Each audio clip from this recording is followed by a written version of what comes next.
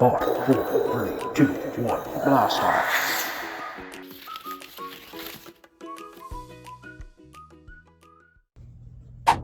Alright guys, today we're gonna make paper mache shapes.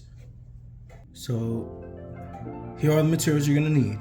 A measuring cup or spoon, a bowl, mixing bowl, water, spoon, it could be like plastic or something you don't care about, Elmer's glue, a ruler, also using some cardstock paper, or you can use aluminum foil as well.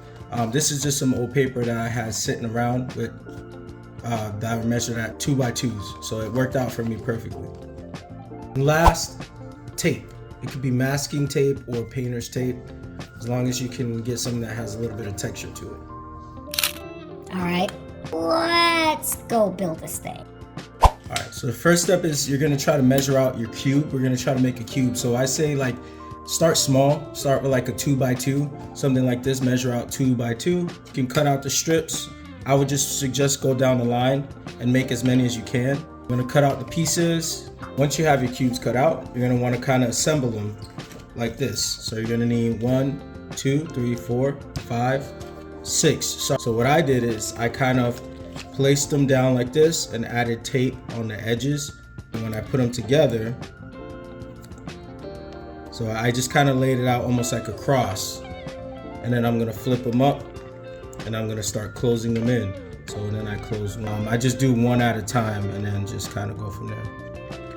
Because you're gonna cover it up and you want it to be flat and stuff like that. And then I'm gonna take this one here and cut the top tape there. So now I'm gonna get the top, which I have already cut up here, and I'm gonna place it down and tape it down. And then don't press too hard because you don't want it to kind of collapse on you. So in here. And then. Okay, so now you have yourself a nice little cube that you tape or masking tape. So that way when we put our paper mache, it'll stick to it and it won't soak through. It'll give it a something to attach to. Okay, so I'll do this really quickly and hyper.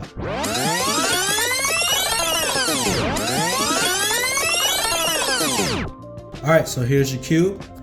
Just kind of like a placeholder, and we'll move on to mixing the ingredients. We'll need that bowl. It's a cup of water. I measured it out already. Pour that in here. You'll need a half a cup of flour. I already measured this out. Mix this up really well so you get it all kind of mixed in.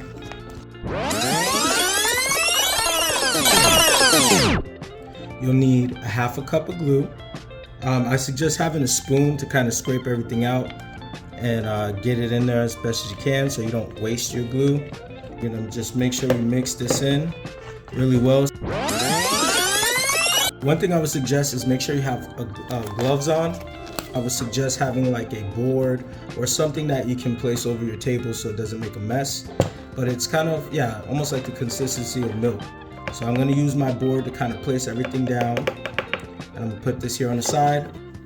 All right, so what I'm gonna do is I'm just gonna rip some paper up like that. If you want it to make it a little nice and neater, I suggest using scissors, which I think I'm gonna switch over to. That way I can cut it up and make cleaner pieces. So I have my paper here. Now if you needed to, you can rip them up with your hands as well. So what I'm gonna do now is I'm gonna take my bowl, I'm gonna get my shape, and I'm gonna have my bowl on the side.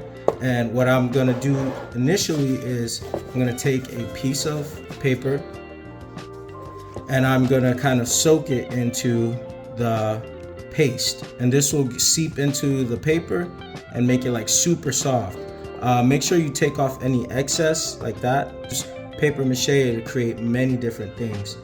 You can use it to create masks, you can use it to create models, you know, things like that. Or like how I'm doing, I'm using it just to create basic shapes to be able to work with. So now that I have my paper soaked in the paper mache mix, I'm taking off all the extra, not too much.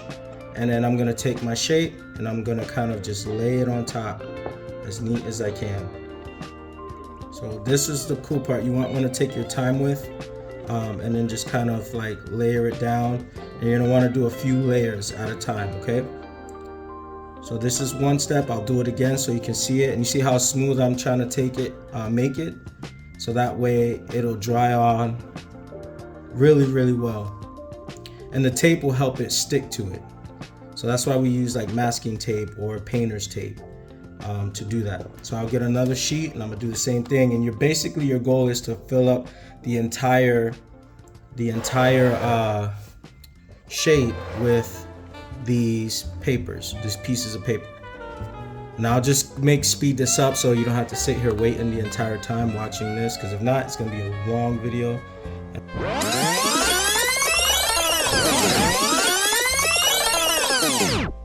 Alright, so this one's pretty much set. I'm gonna just smooth out some of the edges real quick and set this aside and let it dry. It should take about at least a day since I'm just doing thin layers to dry up. So probably by the end of the evening it'll be set. For you guys it'll be in a few minutes. But yeah, I'll put this aside and then...